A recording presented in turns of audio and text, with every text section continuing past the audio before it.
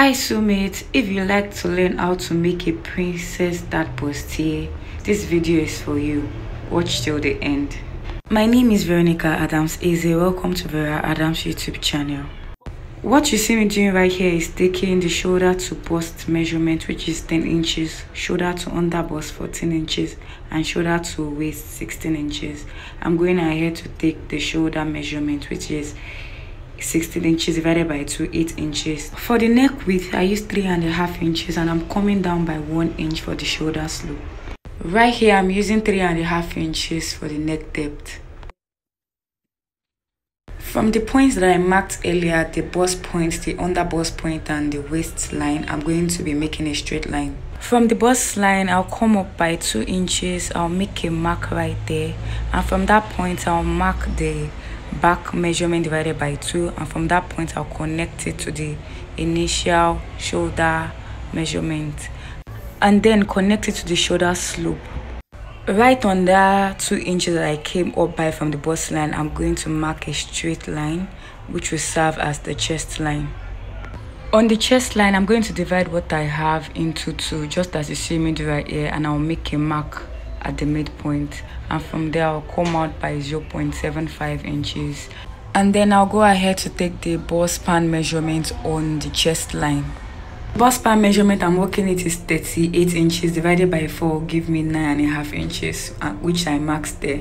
Now I can go ahead to draw the armhole curve. I'll take the nipple to nipple measurement on the bust line, which is 8 inches divided by 2, 4 inches. I'll go down, so mark 4 inches on the under bust line and also on the waistline, just as you see me do here. I'll then go ahead to connect these points together using a straight ruler. On the waistline, I'll be taking the dart of 2.5 inches. I'm going to mark 0.75 inches on one end and 1.75 inches on the other end, just the way you see me do right here. I'm going to repeat the same thing on the under bust line. I'll go ahead and draw a line to connect these points together from the waistline to the under bust line. I'll do it on the other side as well. I'll then go ahead to connect from the under bust line to the bust line using the curved part of my ruler, just the way you see me do here. On the other side, I won't be using the curve rule. I'll be using my hand. I'm coming down from 1/2 inch from the bust line, and I'm connecting down just the way you see me do to the under bust area. I prefer to use freehand at this point because it gives me a better result. Moving on, I'll be going to the shoulder area, and from the shoulder slope, I'll be coming down by 3 inches. Still on the freehand process, I'll be connecting from the bust point up to that 3 inches that I came down from the shoulder slope, just the way you see me do right here. I really prefer to use my hand for this area as well. Right from this point, I'm going to go down by 1.5 inches. I mean, from the 3 inches that I marked earlier, I'll come down by 1.5 inches. I'll go ahead and connect from the bust point to this 1.5 inches that I came down by with freehand. To avoid shortage while cutting this part out, I'll go ahead and extend this region that you see me marking out. I'll go ahead and extend this part by 1.5 inches as well. If you don't do this, you run the risk of shortage of your fabric when you are joining these parts together. What I'm doing right here is to return back the darts. So this means that we're going to be having a new armhole curve. Right here, I'm using my marker pen to make it more visible.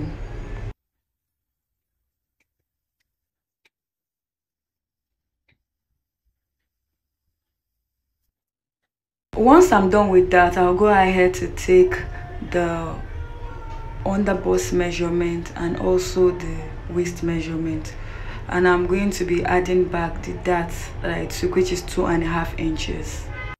Ensure that you do not forget to add back your darts. Right here, I'm going ahead to connect the measurements together. Now let's move ahead to the back pattern.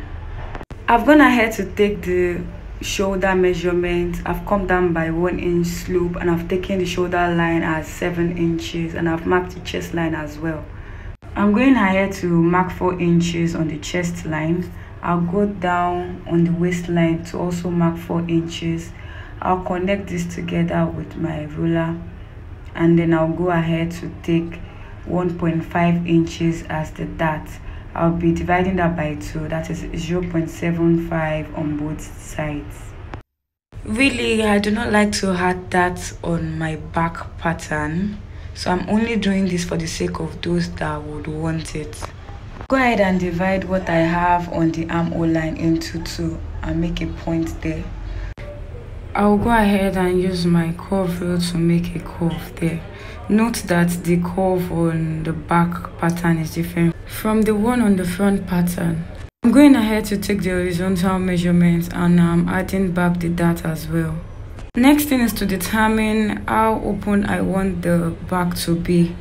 So you can do as much as you want. You can do 2 inches, 3 inches, 4 inches, as much as you want, but I'll be using 3 inches here.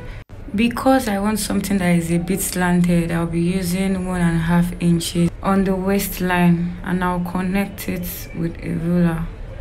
I'll go down for the neck depth by 1.5 inches, and I'll connect it to the neck width, which is 3.5 inches. At this point, you can decide what type of yoke you'd want. You can go from the neck depth that we marked and connect it to the 3 inches below, and connect it together as so. You can also decide to go down by 1/2 inch or 1 inch from the neck depth and connect it down to the 3 inches below. Here I'm going to form a V-neck line from the 3 inches down to the neck width. But because I don't want a regular V-neck line, I'm going to be curving it at the mid part. So I'm going to be dividing what I have on the V-neck line into 2, and I'm going to go in by 1/2 inch and use my curved ruler to form a curve right at that point. To make it more visible, I'm going to be using my marker pen to trace it out, and we can see that we don't have the regular V-neck line, but rather something curved at the midpoint. To avoid gaping, I usually slant the yoke part right into the armhole, just the way you see me do right here. Now it's time to start cutting.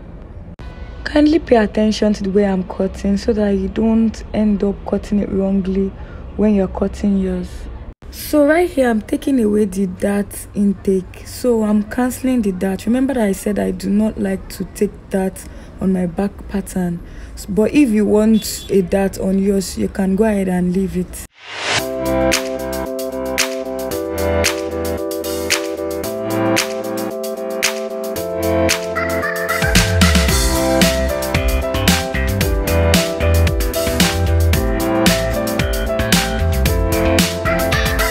Right here I'll go ahead and cut out the back opening. Now that is done, our back pattern is ready, so let's go on to the front pattern.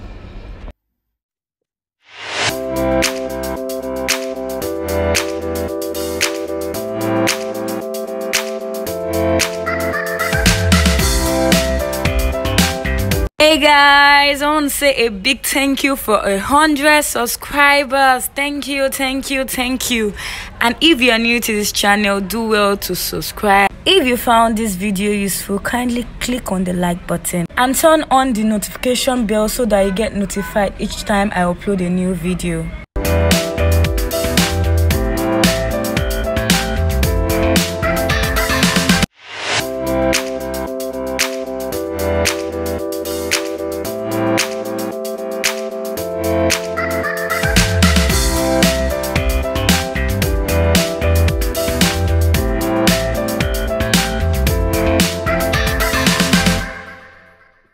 Right here we're almost done with the cutting, and here we have our desired result.